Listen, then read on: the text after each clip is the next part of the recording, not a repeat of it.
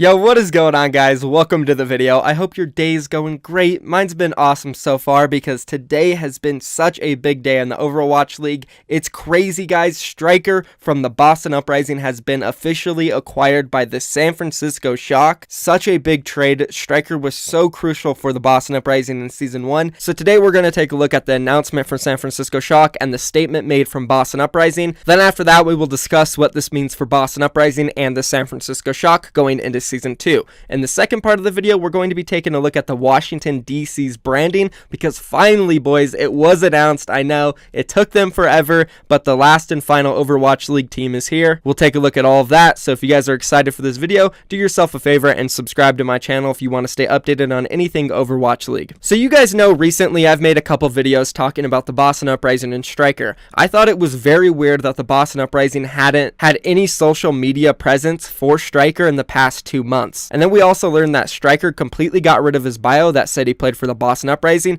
and he got rid of his banner which also said he was a Boston Uprising player. It just wasn't adding up, especially with all the things that were leaked from Season 1 about Striker not getting along with the organization of the Boston Uprising, specifically the GM Huck. And I had a feeling that Striker and Boston Uprising were on really bad terms and that there might be something official coming. So there was a lot of fishy things going around. Then earlier today, BenchMobDC, a fellow leak boy, tweeted this out saying, "Sources, the San Francisco Shock are acquiring Striker from the Boston Uprising. A formal announcement is expected to follow later today." And after reading this tweet, I was like, alright, yeah, it's gonna happen 100%. BenchMob hasn't been wrong on anything yet. And honestly, I think he's one of the most reliable leak boys out there. He might not have a lot of things come out, but when he does, they're pretty big and they're usually 100% spot on. And well, guess what? He was right because San Francisco Shock, about an hour after this post from BenchMobDC, tweeted this out saying, "Chef Krusty is cooking up something special for Season 2 of the Overwatch League. What ingredient was missing though? Until now." And I just have to warn you guys real quick, the announcement video for this was really odd. Like, I guess it was a cool idea, but I just did not expect something like this. Let's go ahead and roll it.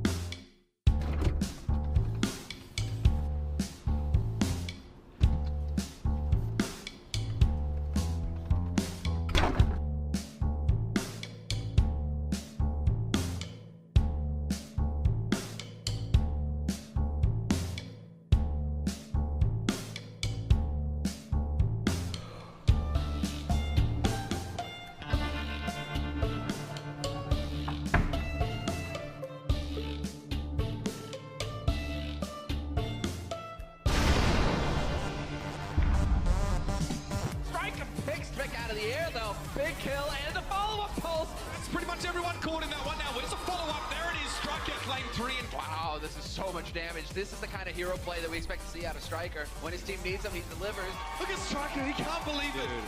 The emotion and pressure that he went through. He had an incredible game. See you soon.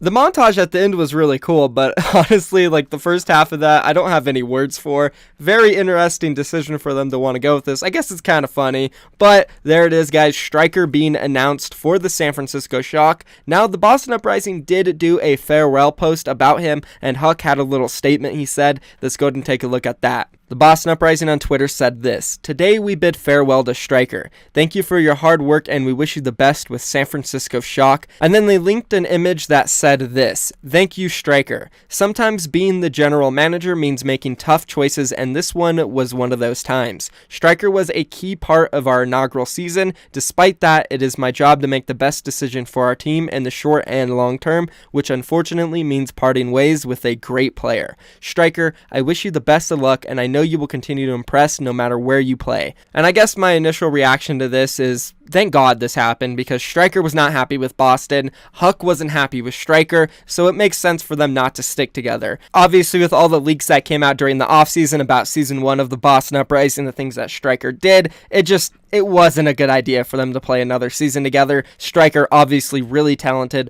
Boston Uprising, obviously a really good team despite those issues in Season 1. So I'm honestly really happy this actually happened. There are a ton of rumors, and especially from people that I've heard, saying that Boston Uprising was asking for ridiculous amounts of money for Striker, and well, who better than San Francisco Shock to cough up a bunch of money for a DPS player? They did sign Sinatra in Season 1 for $150K, and then they only played him half the season, and then now this season, Sinatra's probably going to lose a lot of playtime because of this. Who knows how much San Francisco Shock paid for Striker? I don't blame them though. This is the second person they got from the Boston Uprising. The first guy they got was Krusty, the former head coach of Boston Uprising. Now they have Striker, the god tier DPS that carried Boston throughout Season 1. Sure, Boston had some other great pieces. Note was an amazing diva. Gamsu's a really good Winston player. But in general, I think we can all agree that Striker hands down was the best player on that roster, and without him, they would not have gotten as far as they did. The funny thing is though, this is going to be San Francisco Shock's 5th DPS player. They now have Baby, Sinatra, Architect, Rascal, and lastly, now Striker. And this also puts their full roster at 12 players. And it's interesting because they do have an extra sub for every single role now besides main support. So that means Moth is going to play every single game in Season 1, while every single other role will probably have some flex time. We just listed the DPSs. For off tanks, we have Nevix and Choi Yobin. For the main tanks, we have Smurf and Super. For the flex support, we have Sleepy and Violet. And also another fun and interesting fact about the San Francisco Shock's roster, since they are now at 12 players, they will be the only team in Season 2 with 12 players on their roster, at least until the signing window. So as I mentioned already, for the DPS players on the San Francisco Shock roster, it's going to be really competitive and hard to get starting time. We already seen in Season 1 for the San Francisco Shock, they completely benched IDDQD, like there was no use for him. They didn't need him. He literally did not play at all. He got 0 seconds of game time, besides at the very end of the season in one of their last matches against the 0 and 40 Shanghai Dragons. San Francisco Shock thought, hey, let's just throw him on the stage for fun, right? Besides that, he got literally 0 playtime. And now they do the same thing going into Season 2. They sign a 5th DPS player, and honestly, I'm great friends with Baby. I love him to death, but I kind of feel like he's not going to get much start time, and also Sinatra is going to slip out of start time as well, because, I mean, Architect was a god. He got 100% playtime in Season 1 when he joined the roster. Now you're throwing Rascal and Striker into the mix. Obviously, Striker's going to get a ton of playtime. That guy was insane on Boston. Rascal, he's known to be a really good player too. So, like, I really just don't see where Sinatra and Baby are going to be fitting in too much when it comes to starting time on the stage. Every single hero they play is covered by the other 3 guys, and those 3 guys are arguably better. Sure, maybe Rascal will still have to prove himself, but I do think Architect and Striker 100% proved that they are just top tier all-star level DPS players in the league. And as we've seen at the end of Season 1, a lot of the top tier teams started favoring smaller rosters and just running the same players over and over. And if that is what brings success to teams in Season 2, we're probably not going to see those guys play much. It's going to be tough, but looking at their DPS players though, they are stacked.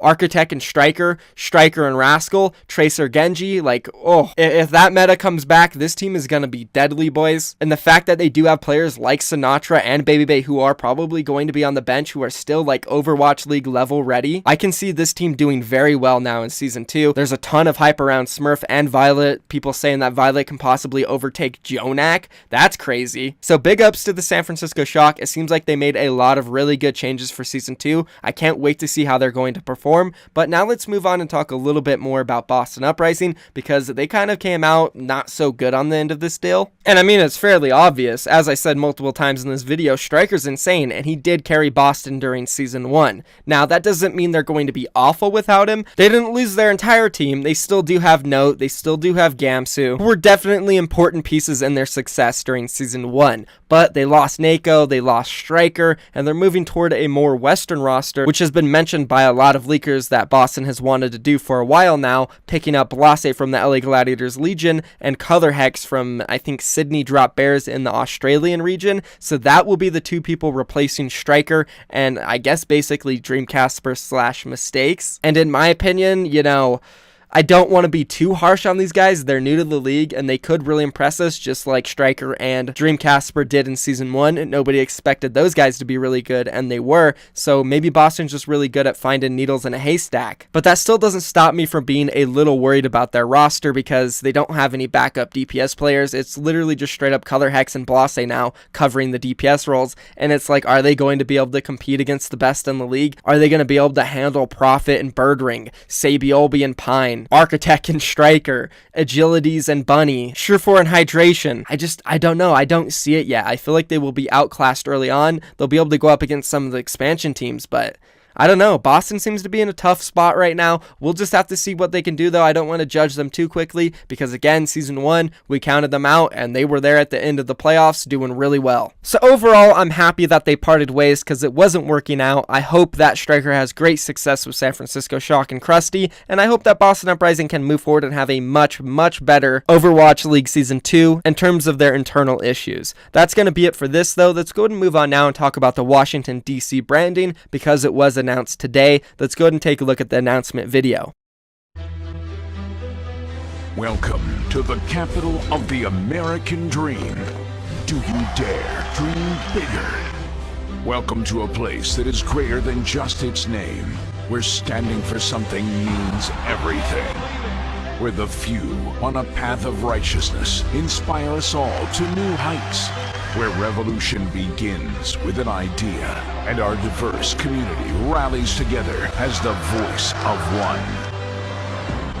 We bear the name of a nation-defining pioneer and bear witness to the men and women who fight for what is right, where progress is our inspiration. Molded by our convictions, defined by our dreams. Welcome to Washington Justice. This was leaked a while ago. I think everybody knew this was coming. I think we all know who their players are, even though they still haven't announced them. If you don't know, I'll go ahead and just throw them out for you. We got Corey, Addo, Stratus, all on DPS. For the off tank, we have Sansam. For the main tank, we have Yanis. And for the supports, we have Fozix, Hyanu, and lastly, Guido. We're going to go ahead and wait for that announcement. I do like their branding. I think the video was cool. Obviously, not as cool as the Titans. The Titans videos gave me goosebumps. I'm so hyped about them. But I'm also excited to see Justice join the league and finally have everybody's branding announced. That is going to be the video, though. Let me know down in the comments if you guys enjoyed it. What about it? If you're excited for Striker, blah, blah, blah, whatever it is, leave that comment, boys. Thank you for watching the video. I love you all. Thank you for the support lately. If you want the channel to continue to stay in the format that it's been in, you know, small intros, not a lot of ads with a little bit more sponsors, let me know down in the comments and be sure to drop a like on it and subscribe for more content. I'm out of here, guys. Peace.